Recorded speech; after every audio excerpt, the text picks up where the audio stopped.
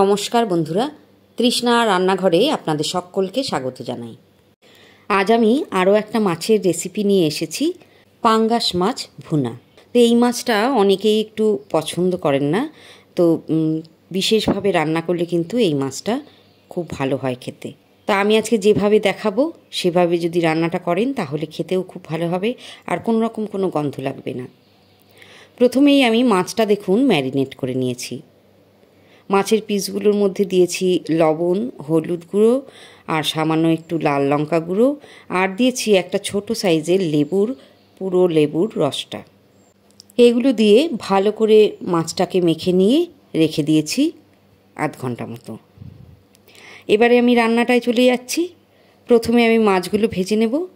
সর্ষের তেল খুব ভালো করে গরম করে নিয়ে 4 পিস মাছ প্রথমে ভাজার জন্য দিয়ে দিলাম। মাছগুলো সামান্য একটু কড়া করে ভেজে নিন। একদিক হয়ে গেলে উল্টে দিচ্ছি। দেখুন অন্য পিঠটাও ভালো করে ভাজা হয়ে গেছে। এবারে মাছ আমি তুলে নিলাম।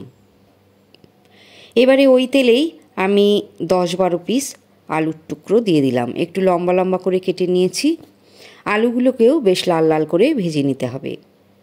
এই রকম যখন লাল লাল করে ভাজা হয়ে যাবে তখন এর মধ্যে দিয়ে দিচ্ছি 2 বড় সাইজের কুচনো পেঁয়াজ আর 7-8টা চেরা কাঁচা লঙ্কা দিলাম। দিয়ে দিলাম সামান্য হলুদ গুঁড়ো। এবারে একটু নাড়াচাড়া করে ভাজতে হবে। 2 চামচ দিয়ে দিলাম আদা রসুন বাটা, 2 চামচ লঙ্কা গুঁড়ো, আর দিলাম স্বাদ মতো লবণ। এখন আরও কিছুক্ষণ কষিয়ে নেব। প্রায় 3 মিনিট মতন আমি মিডিয়াম আঁচে কষিয়ে নিয়েছি।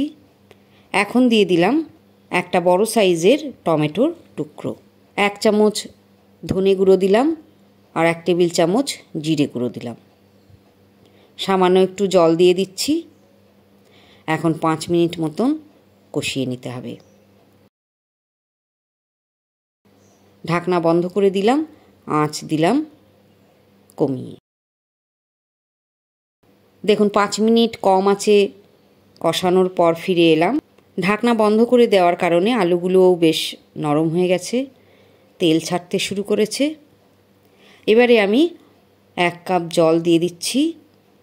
এই পাঙ্গাস মাছটা খুব একটা ঝোল ভালো লাগে না, অল্প ঝোল কিংবা শুকনো শুকনো করে ভুনা করলেই বেশি ভালো লাগে খেতে।